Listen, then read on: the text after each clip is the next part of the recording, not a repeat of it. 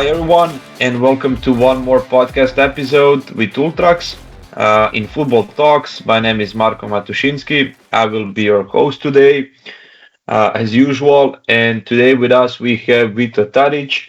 Vito, hi, welcome to our talk. Hi, Marco. Glad to having me. Okay, perfect. First of all, I would like also to thank Vito that he's here with us. He's before everything again one my friend and colleague that we worked together in few occasions. But I don't want to take too much time about introducing you, Vito. So maybe the best is that I give you this the mic and you tell us more about yourself. What is your current role? Maybe to share us a little bit more about your journey as a coach, and this kind of thing. So can you tell us more about yourself? Yeah, of course. So, where to start? Okay. I hold a master's degree in kinesiology, first and foremost, specializing in strength and conditioning for athletes. Now, currently, I work in Rudeš Football Club, but from a young age, I showed interest in sports and the science behind it. As a child, I participated in various sports such as football, basketball, even swimming, boxing, jiu-jitsu. So martial arts also is a big part of my life, and more other sports, which certainly helped me to understand both sports and athletes better. Despite my love for sports, it wasn't until later that I realized I wanted to make it my profession. So initially, I enrolled in law school, which is not important for this conversation, but just to say it, only to realize after some time that it wasn't fulfilling me. So I switched my role in my life. And then my entry into the world of football came through Professor Luka Milanovic, who you also know, who connected me with the coach Goran Geisler. At that time, the coach Geisler worked in Maximir Football Club, so I began to work over there. And at that time, Maximir was competing in the third league. Later, I moved to Dubrava Football Club, also with Coach Geisler, and even volunteered for a time at Dinamo Zagreb Football Academy. So that you know the best that because you were there, and that's pretty much it. I established my name as a conditioning coach probably at Rudeš Football Club, where I have now worked for 5 seasons and actually achieved the most of my success. You have a big experience, and you mentioned that about the law school that it's maybe not so important to mention. Well, I like to think that everything that you passed in your history somehow shaped the way how you think and work today. So, and you have a large experience also in martial arts, so you have a good combination of both worlds. So it's I think it's everything is great experience, no matter what. Yeah, And I agree. yeah, so perfect. You said, of course, the last now you are working as a strength conditioning coach in NK Rudeš, so for 5 years. That's also a large or huge number of years. I know that sometimes when Croatian coaches work in football, that is not so usual to stay in one club like for 5 years. Usually, this is something like 1, 2, maximally 3 years. So this is also a great accomplishment. Yeah, definitely. It's a privilege to say that, and a luxury in Croatian terms. I had experience to work with a lot of coaches that gave me a lot of experience to adapt to different personalities, to adapt to different approaches. Yeah, it definitely helped me in my career. Okay, and let's go to the second or first point. Throughout this talk, we will have 4 to 5 different topics that we will cover, and first of them is communication and organization in coaching. So, what do you think that is how important it is to have clear communication with players? And can you maybe share some strategies on how you organize your daily daily work as a strength conditioning coach? So, in my communication with athletes, I strive to have understanding and respect for their opinions. Actually, I aim to explain everything to them, what I do, why I do that. I also detail why I'm doing that and what are the expected benefits. Uh, Actually, my messages are clear, but the most important thing is to have a good communication with the staff. I think it's more important with them than even with the players, because everything starts from us, from the coaches. Uh, so the organization, the coaching staff largely depends on the head coach, but some areas where I can contribute is by creating a framework, plan, and program for the upcoming microcycle, as well as providing all essential informations ahead of training.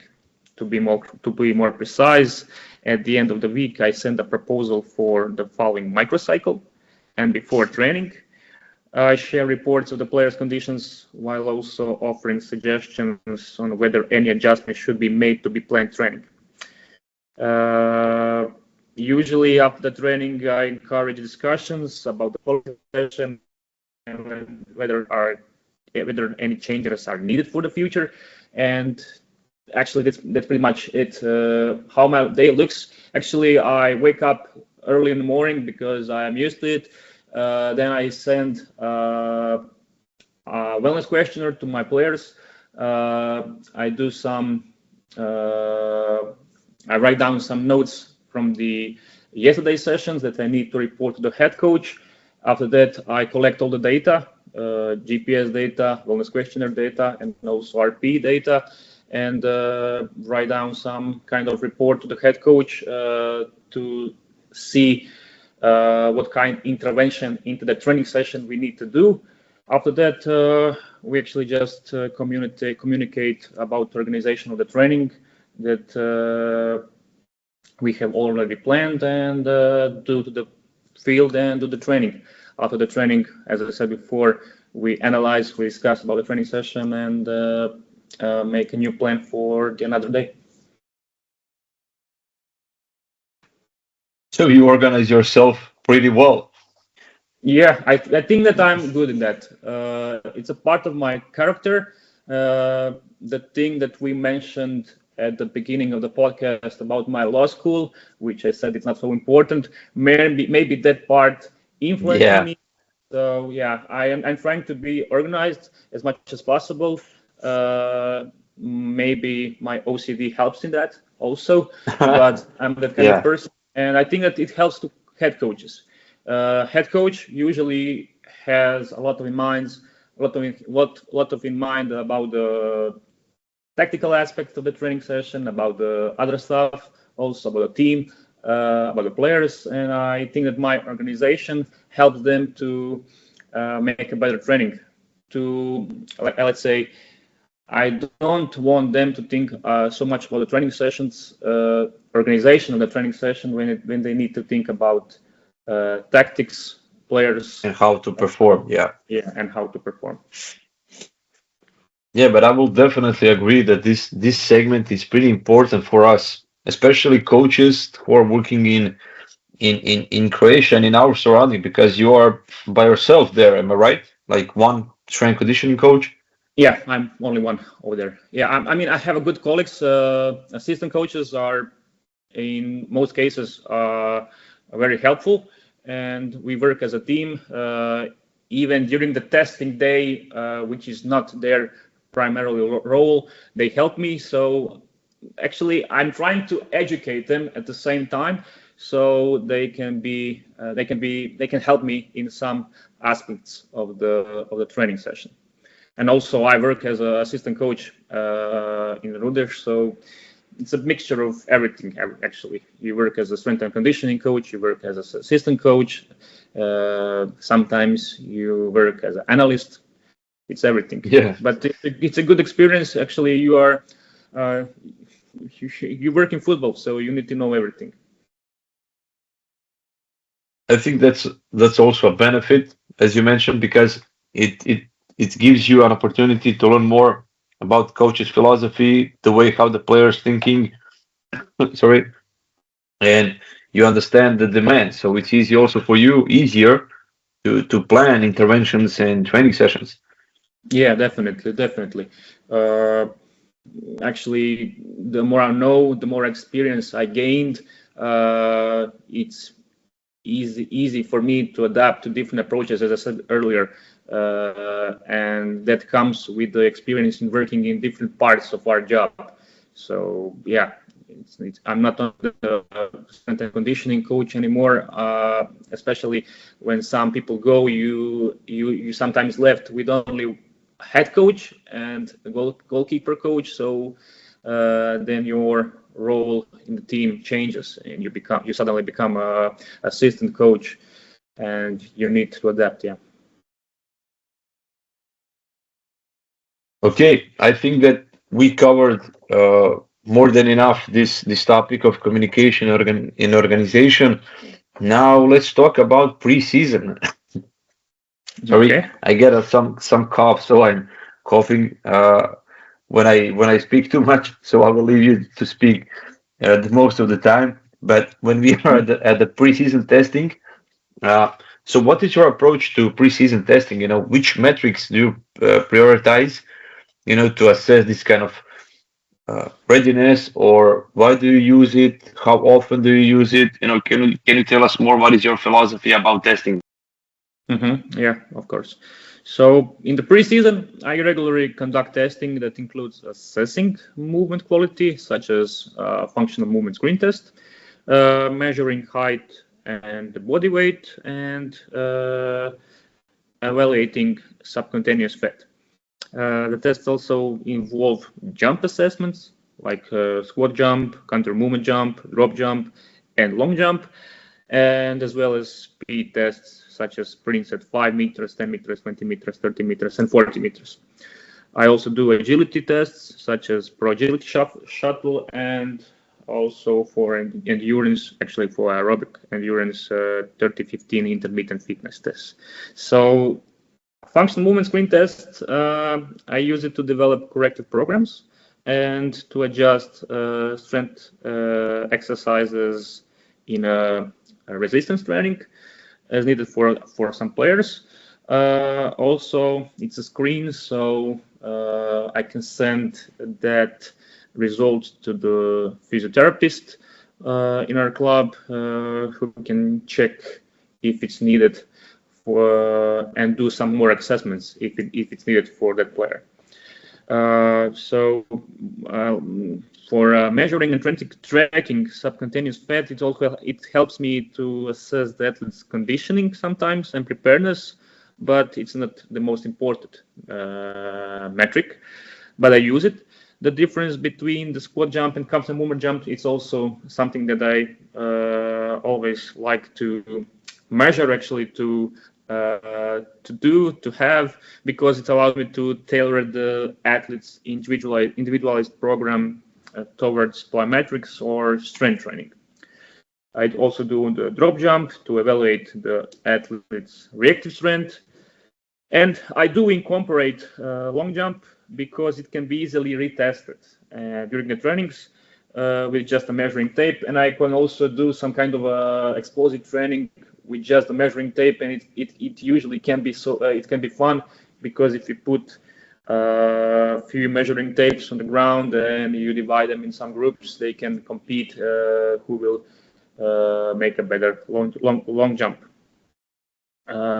Speed tests, I do them because they provide me insight into the player's speed potential and help me to track the progress over time. As I said earlier, I do 30-15 intermittent fitness tests for assessing aerobic endurance, and also to program high-intensity interval running training. So to conclude it, the most important methods for me are actually for evaluating player readiness are the results from intermittent fitness test, squat jump, counter movement jump, speed tests, and the percentage of subcutaneous fat. Yeah. That's pretty much it. What I do for a Yeah. testing, I think a lot about it. I'm trying to reduce my testing protocol to have the most important things and to not to bother players with that. I also I'm trying to figure it out how to test it. I'm going away from the ordinary or classic testing day. I'm trying to implement testing in the training sessions. So some of these things are actually done in the training sessions at the beginning of the preseason, and for some of them I do it, let's say, as a regular part of the testing day. But I'm trying to reduce it. That's my goal.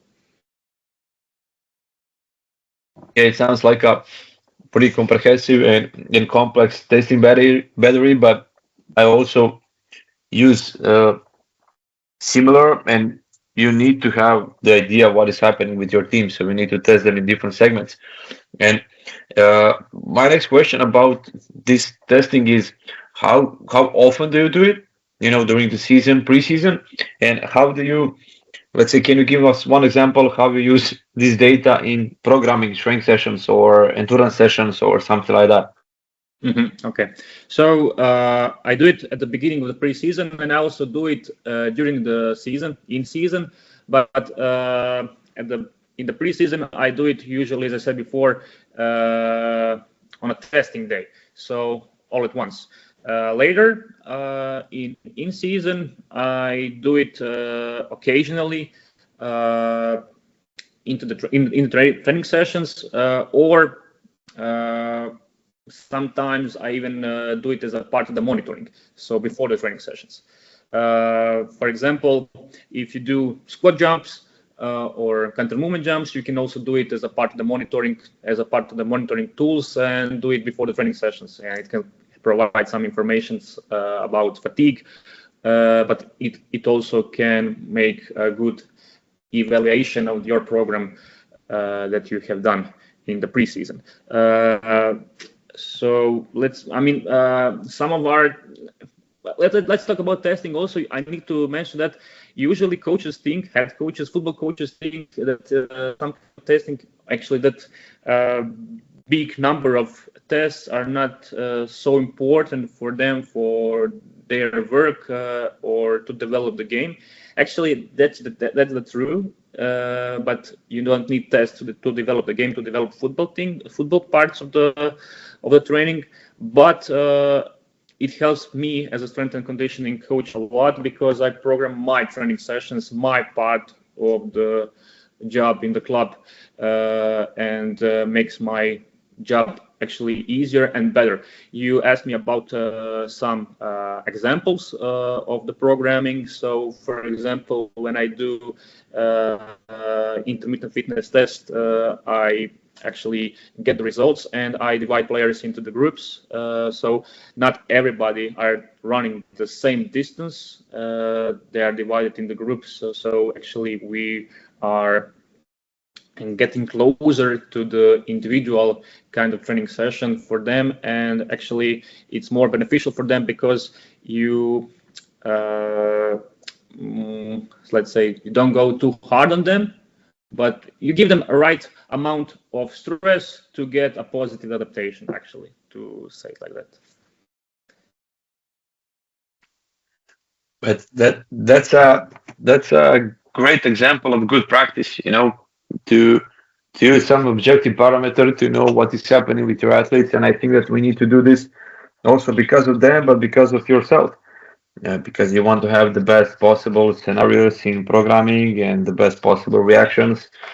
So sometimes we need this Yeah, kind of a data. and sometimes, so I said about jumping test, but you can also do it with the sprint test. Of course, in season, it's not so easy, because your game day priming is involved, and sometimes you can't do 40-meter sprints. I mean, you can do it, but there are some other things to do it, and maybe it's not so simple to implement that. But of course, you can make the sprint tests at the end of the preseason, so you can evaluate your program and your progress of the players. So I like to have a lot of data as much as possible, but at the same time, I don't want to bother my players so much. I want them to not even see that I'm testing them.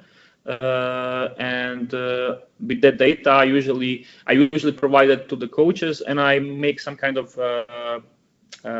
player cards for myself actually, to know where they are at the beginning of the preseason and where they are at the end of the preseason and where they are in the in-season. I mean, a lot of information, a lot of data, but I think that I need to have as much as possible, because every information can be important. I mean, sometimes even small information can give us good. I mean, it could be good for us to have it, because you can make a good intervention in the training session. That's it. That's it. Yeah. And I think that we cover really good this testing procedure. I think that the listeners will have a good picture, how you use it, and they can get a lot of ideas what they can do when they start. And we are coming to next question, and it's about strength training and how Mm-hmm. important strength training is for you. What is your philosophy about that? And let's say in season, how do you do this strength training? How often do you organize it? Yeah, strength training. I approach it with a lot of details. Okay, actually, I divide at the preseason resistance training. I divide it in some kind of blocks. The first week, I usually focus on slow eccentric contractions, and the second week, I put an emphasis on the rapid eccentric contractions. Also, my focus is usually on the hamstrings, adductors, rectus femoris, calves, and core muscles. So actually, I don't do much of the upper body, and I'm applying principles on the functional training. I'm talking about the beginning of the preseason. In the third and the fourth week, I dedicate the sessions to the hypertrophy kind of training, and I'm placing a significant emphasis on isometric contractions. In the last 2 weeks of the preseason, the focus shifts to developing explosive strength through jumps, through throws, and sprints. So I also incorporate plyometrics into the, let's say, strength training, but although it's not strength training, but I think it's a very important part of it, because I usually do gym sessions, and when I do gym sessions, I do end strength training and also plyometrics. So I usually start with the low plyometrics, which are various pogo jump variations, and I usually do it for the first 2 weeks. After that, I focus on jumps aimed at force absorption for another 2 weeks, and in the final 2 weeks, I also do propulsion jumps and depth jumps. And these kind of propulsion jumps and depth jumps goes very well with the explosive power training. As I said earlier, like jumps, you can do trap bar jumps, you can do throws, medicine ball throws, and sprints. The strength training, it's in season. I actually try to repeat that blocks all the time. So I didn't say that I also, during the first 2 weeks of the preseason, I do a lot of proprioception exercises. So I actually, in the in-season, I mix it up. For example, at the first day of the week, I do strength training with a lot of proprioception exercises, with a lot of exercises for the core, for for the rectus femoris, for the hamstrings, for the calves, as I said earlier, and I mix it. Sometimes I do, for example, when I go into in season, 1 week I do more emphasis on eccentric training. Other week I do more emphasis on hypertrophy training, and third week I also put more emphasis on explosive power. Although, as I said, at the beginning of the week, I do resistance trainings like that, and 2 days before the match, I usually do some kind of explosive power exercises before the training sessions, such as throws, sprints, and jumps. So it's that kind of model. I do it in blocks, let's say it like that. And can you repeat us one more time these blocks? Well, you gave a good example and progressions of everything what you are doing, but can you tell us one more time just to sum it up? Yeah. Okay. So What is the block one? What is the block two? What is the block three? And how long each blocks last? So let's say that we have 6 weeks of preseason. This kind of model doesn't work with a smaller amount of days in a preseason. So I know that in the first division, sometimes you have only 2 to 3 weeks to prepare the players. So in that environment, this model won't work. But if you have 6 or 5 to 6 weeks to prepare, I usually do it like this. So first 2 weeks, I do the eccentric block, which means that I, in the first week, use slow eccentrics, such as, so these exercises, for example, could be leg curls with the sliders or with the Pilates ball. You can also do exercises such as reverse Nordic for the rectus femoris, and things like that. So other 2 weeks, I put more emphasis on hypertrophy. So that means that I will work with the machines. I will work with more load, and it will be, I would say, more intensive kind of training. And the last 2 weeks of the preseason, I would do explosive power training with the jumps, with the sprints, with throws. And that also goes with the plyometrics. So for the first 2 weeks, I will do low plyometrics. Second 2 weeks, I would do force absorptions like landings. And last 2 weeks, I would do propulsions or depth jumps like box jumps or continuous hurdle jumps. Yeah, you now sounds like you have, think about everything, so everything have the answer to question why. You have pretty nice progressions. You use different types of contractions, different types of plyometric works according to the weeks. So yeah, it makes a lot of sense. When I have 6 weeks, I actually approach it with let's say progressive overloading, so to speak. So I have blocks, but I also do progressive overloading because I have time. If I do have only just 2 or 3 weeks, then I use a different approach. And also, I mean, it's important to say that when it comes to strength training, it must serve as an addition that enables football players to improve. So I didn't say that, but maybe that is my philosophy. So strength training should address aspects that aren't covered on the field. Similarly, exercises should aim to develop capacities.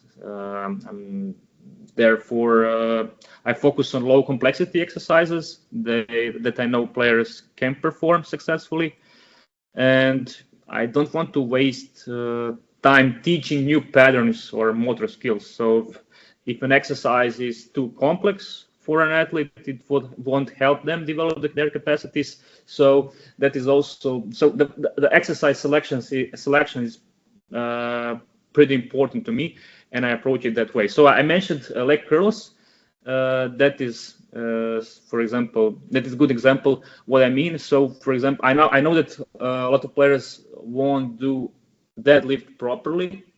So I give them leg curls because I know that it will address the hamstrings, and I know that they will do it properly. So I think that I could explain what I think about it. Yeah, yeah.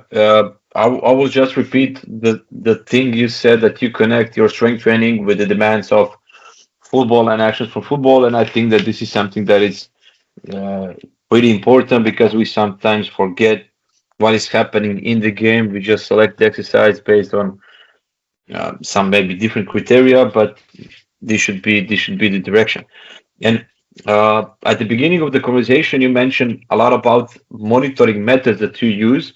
So it's the next topic. And can you now explain your monitoring cycle? What things do you track? How do you track it? What kind of methods do you use here? Of course.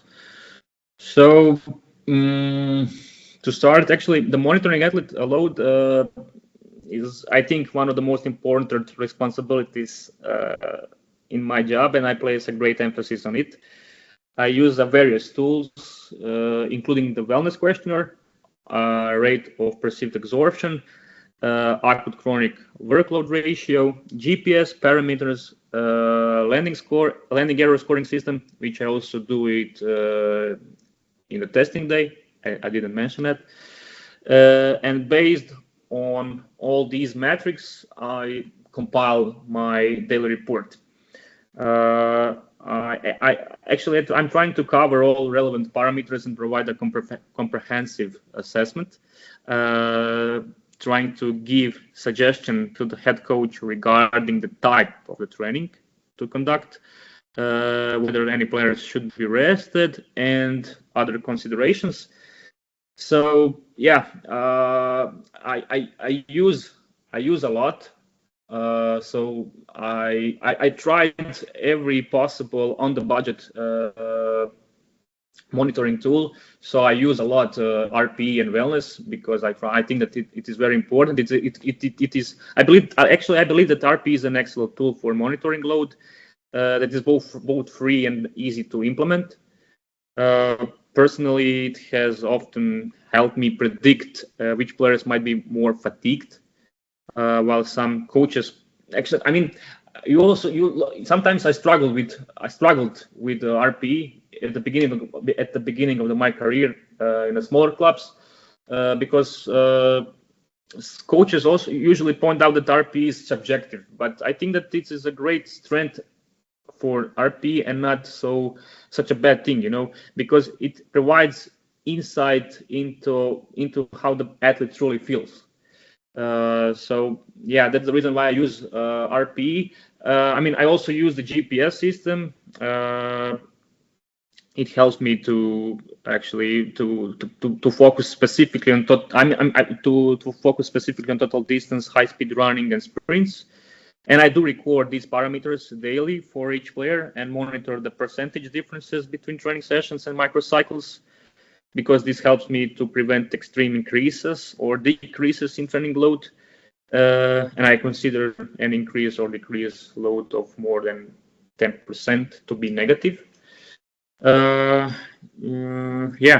So, I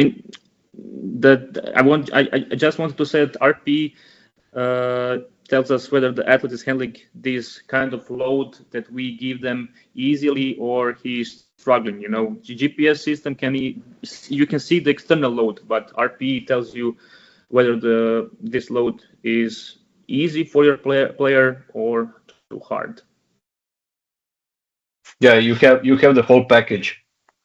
Like Yeah, I'm trying. you have the whole package, the wellnesses, GPS, RPs, and we will not go too deep into each of them, because we can talk about them like the whole day. But maybe to tell us more, how do you see this RP? Because we use it a lot, and coaches sometimes don't see the full benefit of this kind of method. So, what do you think about RP, and how do you implement it? Yeah. As I said earlier, while some coaches point out that RP is subjective as a bad thing, as I said before, I think that it's the greatest strength of RP because it provides you insight how somebody truly feels. And I use it regularly every day. I use actually you can use it in it's on the budget thing. You can just make a Google form and send it to the players, or you can use some other methods or platforms such as Ultrax, and you can actually evaluate your training sessions. And what is most important thing, you can go into the load of the players and go into the progressions of the load of the players during the season, and it gives you a good information.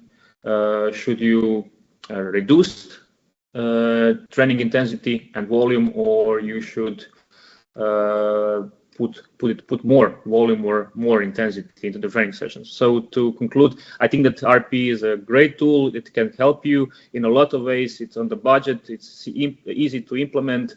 It will provide you good information about your player. You can even sometimes you can know even before them will they feel bad or good, and it can help you to make a good suggestion to the head coach, and also to make some kind of intervention to the training session. Yeah, I really like your answer. You cover it all. Yeah. And we are coming to the, yeah, it was, quite useful and practical answer. And I think that the coaches now will definitely check the method and how they can implement it in their training sessions. And we are coming to the last segment. The last segment is game day. So game day priming, and how do you approach to this topic? So how your game day looks like? Maybe some info about your compensation training sessions. What are your routines for these two segments? So game day priming and compensation training session. Okay, so game day priming, everything starts with the head coach. His model of microcycles actually makes my model also, so I need to adapt. As I said, it's a responsibility of the head coach. My personal preference involves a recovery session after the match, followed by the rest day. Then it's followed by a morning strength training session, and training session in the afternoon focusing more on low speed exercises with greater movement control, such as technical drills, passing exercises, tactical work in smaller corridors, and possession games with limited touches or small side games to prevent strong shots. Actually not small side games, but games with small goals to prevent strong shots and to reduce injury of risk. After this, we go to the actually harder training session with focus on the small side games with a low player ratio, such as 4 against 4, 3 against 3. Then 2 days before the match, I concentrate more on speed, using various transition exercises, or even just sprints. And then we also do tactical preparation. And the day before the match, we usually do additional tactic and polishing to ensure everyone is ready. I mean, there are different kind of models. Some models do not include recovery session, or actually compensation session. So I work with all kind of models, and I think that you need to understand both models, and you need to actually. Your next question was about compensation training, compensation session. Yes, that's it. Compensation training session. So, that's the reason why I like this kind of model that I just explained, because I want to give my players, the players who don't play so much, I want to give them opportunity to develop, to gain, or to maintain their physical status, to their level of preparedness. So yeah, I usually do it day after the match, and it involves. I'm trying to compensate the match actually. So it includes passings to make to achieve some bigger total distance number. I also include sprints. It can be incorporated with the finishing drills. If it's not just sprints or running, then also we do some kind of games. The kind of game, it depends on the number of players, but it's usually small side games like 4 against 4, or 5 against 5. So let's say low player ratio, and also I do high intensity interval running to raise the high speed running numbers also. And I think when you can't compensate the game as you want it, but it actually will provide good amount of stimulus for the players to at least maintain their status of preparedness.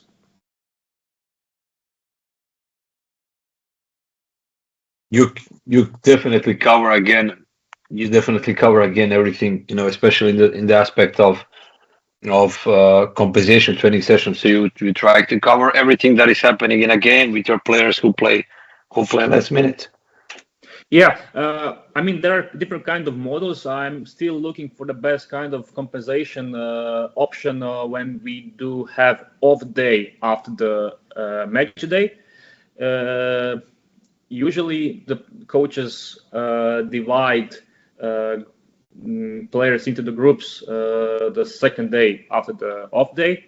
My personal opinion that that kind of training is never hard enough. Let's say it like that for the players who didn't play, because usually you will reduce the intensity for the following session in the week, so the other session next day.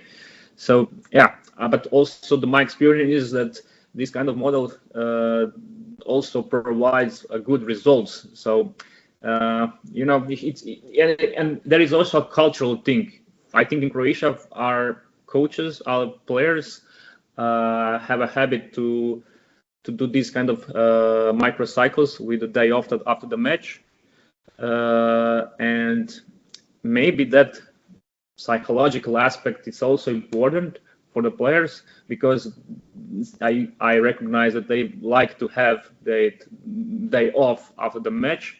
But after the game, yeah, after the game. But that at the same time, they lost opportunity to maintain or to even increase their level of physical preparedness. So I don't know.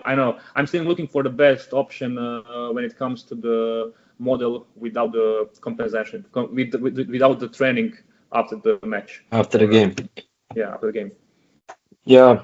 Sometimes you will have maybe an off day. Sometimes you will have a compensation day. So you can basically use day before a game day, and day after for compensating some of the things. So yeah, it's Yeah, there still is also a model you can do compensation training. Then again, after that you can do normal training with, for example, if you play on Saturday, you can do compensation training and recovery training on Sunday. You can also do some training on Monday and hard training on Tuesday, and then you can put the off day in the middle of the week, for example, at Wednesday. But as I said before, it's a cultural thing, and that kind of model doesn't work so well with coaches and players in this part of the Europe, I think. yeah, we still need to adjust some things and to adapt. But I think in this segment everything comes up to monitoring, as you said, maybe one of the most important aspects of our work, because depending on the state and the current state and the reactions, you will plan the compensation training session and any other training session. Yeah, definitely. Yeah. So we come to the individualized approach. That's it. Yeah, Yeah. individualized approach. Well, we cover all of our topics, Vito, and we can wrap it up a little bit. Just to mention maybe some important things, or just let's go to the wrapping up part. So, your final thoughts about young coaches who are starting to work as a strength conditioning specialist, and can you tell us then after that, do you have any specific projects that are coming, and maybe to tell listeners if they want to reach to you, where they can contact you and how they can get in touch. Yeah. So first for the young coaches, me having worked with a large number of coaches, actually I have experience in adapting to different training approaches, and the most important thing is to understand that your role is to assist the head coach in enhancing their work. So in other words, you must see yourself as a service to them. Another crucial aspect is you to quickly grab the head coach's working style.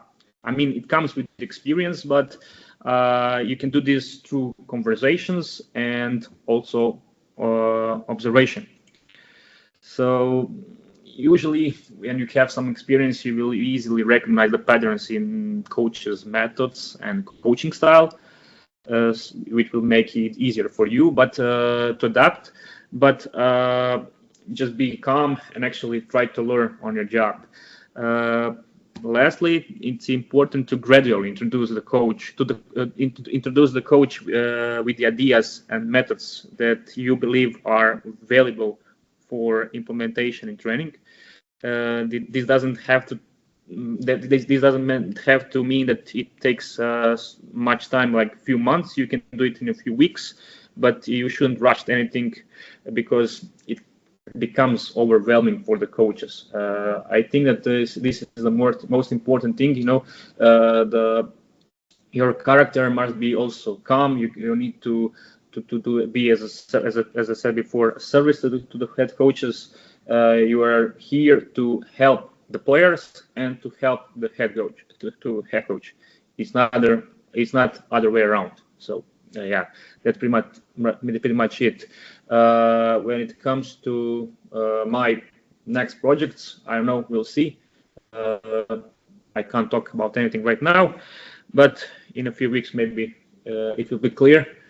And for listeners who want to get in touch with me, you can find me on Instagram, and you can find me also on the Facebook.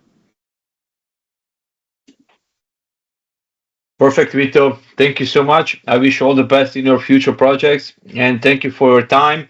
For everybody else, follow us on our website, ultrax.ai. You can check also our YouTube channel, and we are now starting with our mentorship programs. We already fulfilled the full group. So if someone is interested also for this kind of work, so it's a transition from the university to football clubs, reach also to us. And to get back to you, Vito, thank you one more time for this talk. I hope you enjoyed, as I have. I really enjoyed our conversation. We heard a lot of good insights from you. Keep up the good work, and until next time. Thank you, Marco, for having me. It's always a pleasure to talk with you.